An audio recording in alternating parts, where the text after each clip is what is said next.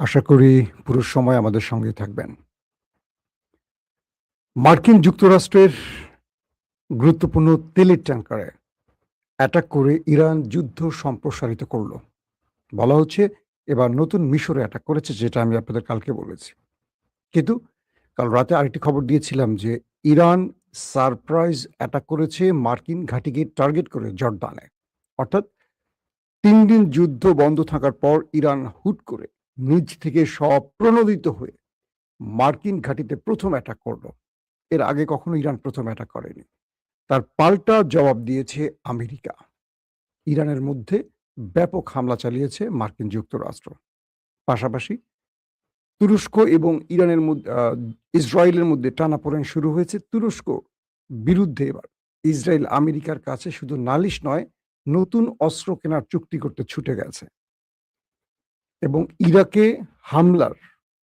ইরাকে ইরান সমর্থিত টার্গেটে হামলা করে সৌদি এবং যুক্তরাষ্ট্র ইরানের টার্গেটে আবার পড়েছে। তার মাশুল দিতে হয়েছে এবার আমেরিকাকে।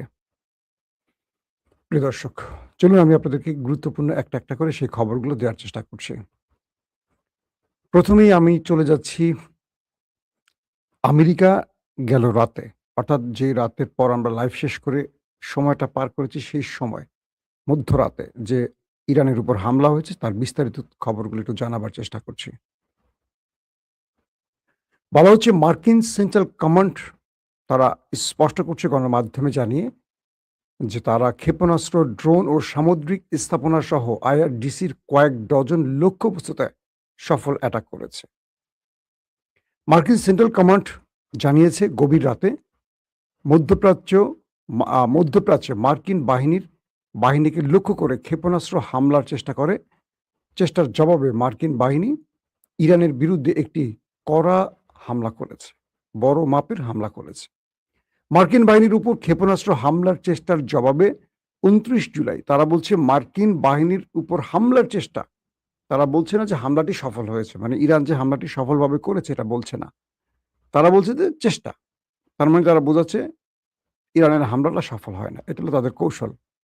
তারা বলছে ২৯ জুলাই রাত ১০টায় মার্কিন সেন্ট্রাল কমান্ড ইরানের বিরুদ্ধে একটি ব্যাপক হামলা সম্পূর্ণ করেছে। সেনকম একটি বিবৃতিতে পুরো স্পষ্ট সেটা ব্যাখ্যা দিয়েছে।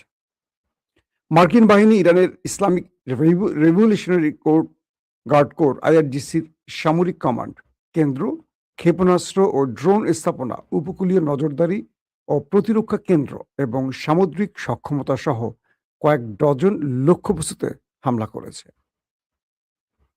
কমান্ডের বর্ণনা অনুযায়ী ২৮শে জুলাই আইআরজিসি বাহিনী কর্তৃক একটি অতর্কিত হামলার চেষ্টার জের ধরে এই অভিযানটি চালানো হয়। যখন ইরান মধ্যপ্রাচ্যে অবস্থিত মার্কিন বাহিনীকে লক্ষ্য করে একাধিক ব্যালিস্টিক ক্ষেপণাস্ত্র নিক্ষেপ করে, তখন তারা প্রতিশোধ হিসেবেই এই জবাবটি দিয়েছে। পাশাপাশি ইরানের সব ক্ষেপণাস্ত্র সফলভাবে প্রতিহত করা হয়েছে এমনটিও দাবি করছে। ইরান যে একদিন আগে মার্কিন ঘাঁটিগুলোকে টার্গেট করে অ্যাটাক করেছে, সবগুলোকে প্রতিহতের দাবি করছে তারা। মার্কিন সামরিক বাহিনী জানিয়েছে ৫০,০০০-এরও বেশি মার্কিন সেনা বর্তমানে মধ্যপ্রাচ্য জুড়ে মোতায়েন রয়েছে এবং তারা অত্যন্ত অত্যন্ত সতর্ক, মনোযোগী ও মারাত্মক প্রস্তুতি আছে। ৫০,০০০ সেনা ইরানের বিরুদ্ধে লড়াই করার জন্য সদা প্রস্তুত, এটি জানাচ্ছে। ইরানের গণমাধ্যম জানিয়েছে যে দক্ষিণ ইরান জুড়ে মার্কিন ক্ষেপণাস্ত্র হামলার নতুন ঢেউ চলাকালে দেশটির কেশম দ্বীপের একটি আবাসিক এলাকা আক্রান্ত হয়েছে।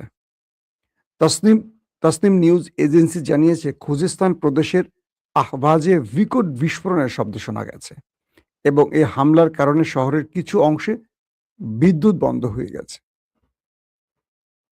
অর্থাৎ এই সিভিলিয়ান অঞ্চলগুলোকে আমেরিকা আবার টার্গেট করছে। কয়েকটি তথ্য জানিয়েছে যে সূত্র জানিয়েছে জর্দানও জানিয়েছে তারা ইরানের ৫টি ক্ষেপণাস্ত্র প্রতিহত করেছে। অন্যদিকে ইরানের আইআরজিসি বলছে তারা দেশটির একটি মার্কিন বিমান ঘাঁটিতে হামলা চালিয়ে সেটাকে ধ্বংস করে দিয়েছে। অর্থাৎ ইরান বুধবার যে অ্যাটাকটা করলো তার পাল্টা জবাবটি আমেরিকা দিয়েছে রাতে। এখন আমেরিকা দাবি করছে যে তারা ইরানের হামলা প্রতিহত করেছে। আর ইরান বলছে যে না, আমাদের হামলায় জর্দান ব্যাপক ক্ষতিগ্রস্ত হয়েছে আর যার জবাব আমেরিকা দিয়েছে। তো আমেরিকার জবাবের ধরন দেখে বোঝা যাচ্ছে যে আমেরিকা ক্ষতিগ্রস্ত হয়েছে, কিন্তু তারা স্বীকার করছে না। পাশাপাশি আরেকটি স্টেটমেন্ট পাওয়া গেছে, সেটি হলো জর্দানের সেনাবাহিনী বৃহস্পতিবার জানিয়েছে যে তারা ইরান থেকে দেশটির থেকে ছড়ে আসা 5টি ক্ষেপণাস্ত্র প্রতিহত করেছে এবং কিছু ক্ষেপণাস্ত্র ভিতরে আশ্রয় পড়েছে এবং তারা বলছে যে এখনো কোনো হতাহতের কোনো খবর তারা পায়নি বা এমন কোনো ঘটনা তাদের সামনে ঘটেনি। মানে এটিও আমেরিকার শিখিয়ে দেয়া স্টেটমেন্ট। যদি তাই হবে তাহলে তারা এত বড় হামলায় কেন ইরানকে আবার আক্রান্ত করল? দর্শক, আরো কয়েকটি তথ্য জানাচ্ছি আপনাদের। যুক্তরাষ্ট্র ইরানের উপর যে শক্তিশালী হামলা করেছে, যুক্তরাষ্ট্রের আরেকটি স্টেটমেন্ট বলছে তারা কেশম দ্বীপ, বন্দর আব্বাস, আবাদান ও বুশেহরে অ্যাটাক করেছে এবং ইরাক দেশটিতে মার্কিন সৌদি হামলার নিন্দা জানিয়েছে। আমরা গতকালকে বলেছিলাম যে ইরাকের উপর সৌদি এবং আমেরিকা একটা বড় হামলা করেছে, কিন্তু ইরাক নীরব থেকেছে। অবশেষে ইরাক সরকার এটা নিন্দা জানিয়েছে। পপুলার মোবিলাইজেশন ফোর্স জানিয়েছে এই হামলায় তাদের 20 জন যোদ্ধা নিহত হয়েছে এবং 32 জন আহত হয়েছে। আর ইরানি গণমাধ্যম জানিয়েছে ইরাকে যুক্তরাষ্ট্র ও সৌদি আরবের যৌথ হামলায় 4 জন ইরানি উপদেষ্টা নিহত হয়েছে। মার্কিন মধ্যস্থতায় যুদ্ধবিরতি সত্ত্বেও গাজায় এখনো কিন্তু ইসরায়েল হামলা চালিয়ে যাচ্ছে। এর মধ্যে বলা হচ্ছে ইসরায়েলি হামলায় 2 ফিলিস্তিনিকে হত্যা এবং 1 ডজনেরও বেশি সাধারণ ফিলিস্তিনিকে আহত করা হয়েছে। পাশাপাশি লেবাননের জাতীয় সংবাদ সংস্থা জানিয়েছে যে রাতভর দক্ষিণ লেবাননের বেশ কয়েকটি গ্রামে ধারাবাহিক বিস্ফোরণে কেঁপে উঠেছে। অর্থাৎ ইসরায়েল আবারও লেবাননে হামলা শুরু করেছে, এই তথ্যটি তারা জানিয়েছে। ইসরায়েলি বাহিনী মধ্যরাত থেকে ভোর পর্যন্ত আল মানসুরি, মাজদাল জৌন এবং মাজরাত বুয়ুত আল সিয়াদ শহরে নিয়ন্ত্রিত ধ্বংসযজ্ঞ চালিয়েছে। লেবাননের গণমাধ্যমটি বলছে এই অভিযানের পাশাপাশি ওয়াদি আল হুজেইর ও ওয়াদি আল সালুকি উপত্যকায় ভারী মেশিনগানের গোলাবর্ষণের শব্দ পাওয়া গেছে। এখন পর্যন্ত বিস্তারিত তথ্য জানা যায়নি যে কত লোক সেখানে মারা গেছে। দর্শক, আমরা মোটামুটি আজকের একদম লেটেস্ট খবরগুলি আপনাদেরকে একটা একটা করে জানিয়ে দিলাম। এবার কিছু বিশ্লেষণে আসতে চাই, যে বিশ্লেষণটি আপনারা শোনার জন্য ওয়েট করছেন। প্রথম বিশ্লেষণটি হলো ইসরায়েলের নেতানিয়াহু এখন আমেরিকা আছেন। তার আমেরিকা থাকার কয়েকটা উদ্দেশ্যের একটি হলো ইরানে যেন আমেরিকা বড় মাত্রা অ্যাটাক করে এবং ইরানের মধ্যে গোয়েন্দা তথ্যের আলোকে ইসরায়েল জেনেছে তারা 60% সমৃদ্ধকরণ ইউরেনিয়ামকে 90% পৌঁছে দিয়েছে। অর্থাৎ পারমাণবিক বোমা তৈরির কাঙ্ক্ষিত লক্ষ্যে ইরান পৌঁছে গেছে। একটি সূত্র বলছে যে ইরান নিউক্লিয়ার তৈরি করে ফেলেছে, অর্থাৎ নিউক্লিয়ার ওয়ারহেড তৈরি করে ফেলেছে এবং শীঘ্রই ইরান তার খাইবার শেখান বা আরো যে নতুন ভেরিয়েন্টের মিসাইল তৈরি করেছে যেগুলো আপগ্রেডেড, সেই মিসাইলগুলোতে এই ওয়ারহেডগুলো বসিয়ে যে কোনো অঞ্চলে যে কোনো দূরসীমায় অ্যাটাক করতে পারে। তাই ইরানের উপর দ্রুত এই অ্যাটাকটা জরুরি। দ্বিতীয়ত হলো আমেরিকা যেন তুরস্ককে F-35 কোনোভাবে বিক্রি না করে, পাশাপাশি ভূমধ্য সাগরে তুরস্কের তাণ্ডব থেকে বাঁচার জন্য একটা নতুন চুক্তি করতে চায় ইসরায়েল আমেরিকার সাথে এবং সেখানে তারা চাচ্ছে যে একটা নতুন P-8 পোসাইডন আকাশযান এটা কেনার জন্য। এখন এটার যে ব্যয় বা এটার দাম, ইসরায়েল এটা কিনতে মানে খুব বড় রকম সংকটে পড়বে, কারণ যুদ্ধকালীন সময় তাদের অর্থনীতির মোটামুটি 12টা বেজে 13টা বেজে গেছে। তো আসেন, ইসরায়েল চাচ্ছে এখন তুরস্ককে ঠেকাতে, কারণ ইরানের পরই তাদের টার্গেট হবে তুরস্ক। আর তুরস্ক ইরানের মতো না, তারা আরো অনেক আধুনিক অস্ত্রের মালিক। ইরান এখন পর্যন্ত তার যুদ্ধে ড্রোন আর মিসাইলের ব্যবহারটি দেখিয়েছে, আর তুরস্কের কাছে ড্রোন, মিসাইল থেকে শুরু করে যুদ্ধ বিমান থেকে শুরু করে রয়েছে আরো এক ঝাঁক নতুন উদ্ভাবিত যুদ্ধাস্ত্র, যার সাথে পৃথিবী এখনো পরিচিত নয়, যাদের কাছে আছে 5ম প্রজন্মের স্টিলথ প্রযুক্তির যুদ্ধ বিমান, যাদের কাছে আছে সামুদ্রিক সাবমেরিন, যাদের কাছে আছে পৃথিবী বিখ্যাত ড্রোন, এবং তুরস্ক সাম্প্রতিক এক যুগে যতগুলো ফ্রন্টে যুদ্ধ করেছে প্রত্যেকটিতে বিজয় পেয়েছে।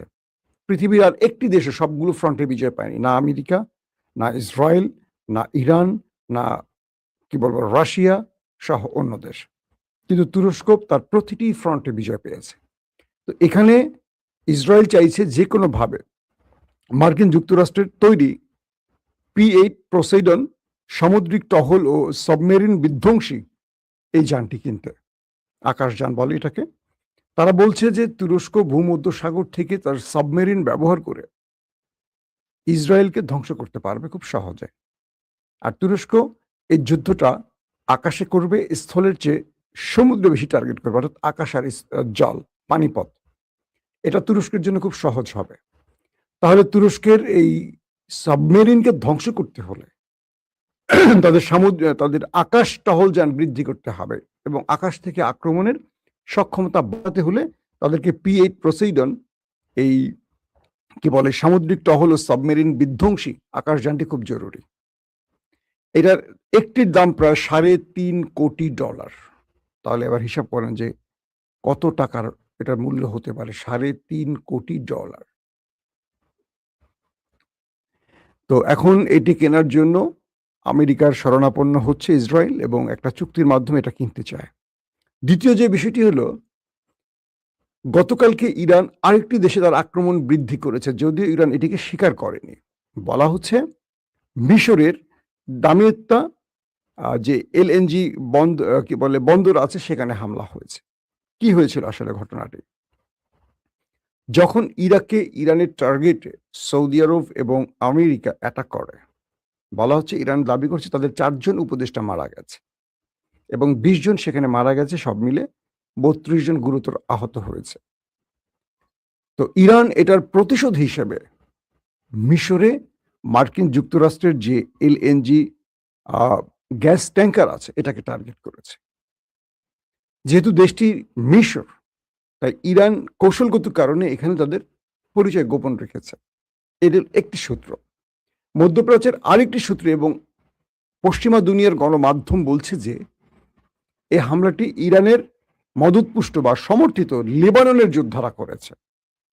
অর্থাৎ লেবানন থেকে বিশেষ ওয়ান ওয়ে ড্রোন ব্যবহার করে মিশরের লেবানন থেকে এই ওয়ান ওয়ে ড্রোন ব্যবহার করে ইরান সমর্থিত যোদ্ধারা, ইরানের তো জানেন প্রচুর প্রক্সি বাহিনী আছে, তারা মিশরের একটা দূরপাল্লা ওয়ান ওয়ে ড্রোন বা মিসাইলের মাধ্যমে তারা দামিয়েত্তা এই মিশরের LNG যে বন্দরটি সেখানে মার্কিন গ্যাস ট্যাঙ্কার উড়িয়ে দিয়েছে।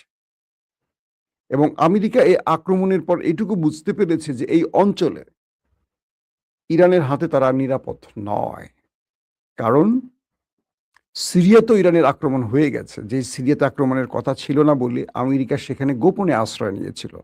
তাদের সেন্টকমের উপরস্থ অফিসাররা, যুদ্ধের যে বড় বড় কর্মকৌশল ঠিক করা জেনারেলরা, তারা সিরিয়াতে বসে অনেক প্ল্যান করছিল, সেইখানেও পর্যন্ত ইরান হিট করেছে। এবার ইরানের আক্রমণটি মিশরে চলে আসা, তারা ঘাবড়ে গেছে যে তাদেরকেও আর বোধহয় ছাড় দেবে না, কারণ মিশরের হামলাটি ইরানের খুব কৌশলগত একটি টার্গেট। এবার মিশরের থাকা আমেরিকা প্রতিনিয়ত টেনশনে থাকবে, এবং আমেরিকাকে ইরান বোঝাচ্ছে যে তুমি পৃথিবীর যেই প্রান্তে আছো আমি আছি।